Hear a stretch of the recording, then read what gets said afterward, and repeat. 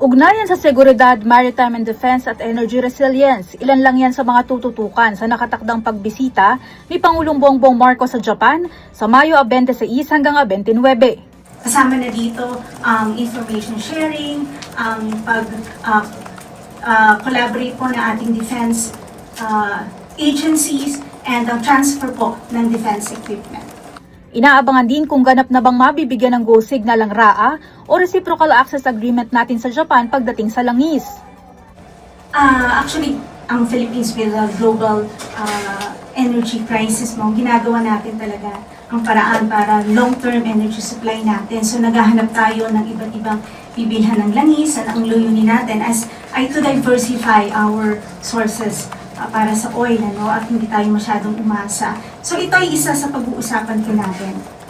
Bago lumipad pa Japan, kabi-kabila pa ang lakad ng Pangulo. Bumisita siya sa mga biktima ng sunog sa Parola Compound, bitbit ang mga hygiene kit, family food packs at 10,000 pisong cash assistance. Sunod daw na pakikilusin ng DSUD para naman mabigyan ng building materials ang mga nawalan o nasira ang tahanan. Ininspeksyon din ng Pangulo ang 6 na taon ng di napapakinabangan na sunog-apog pumping station sa Tondo. Utos ni PBBM, paganahin na ito sa susunod na buwan o sa tag-ulan. Kasunod nito, binakbakan din ng palasyo ang mga Duterte sa iba't ibang usaping ipinukol nila sa Pangulo. Una na ang sinabi ni Davao 1st District Representative Pulong Duterte na zero budget ang Davao City sa loob ng 4 na taon. Pero kasinungalingan po ang sinasabing zero budget ang Davao City according to records for fiscal year 2023 to 2026 as of May 17.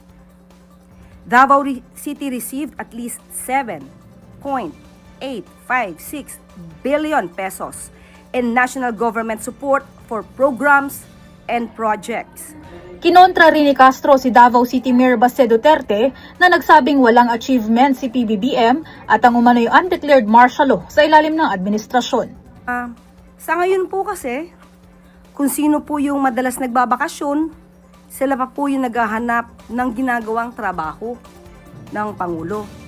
Hindi natin sila masisisi kung sila'y bulag at bingi sa ginagawa ng Pangulo dahil siguro wala sila sa bansa. Kapatid Mobile Journal Julie Baiza, hatid ang mukha ng balita.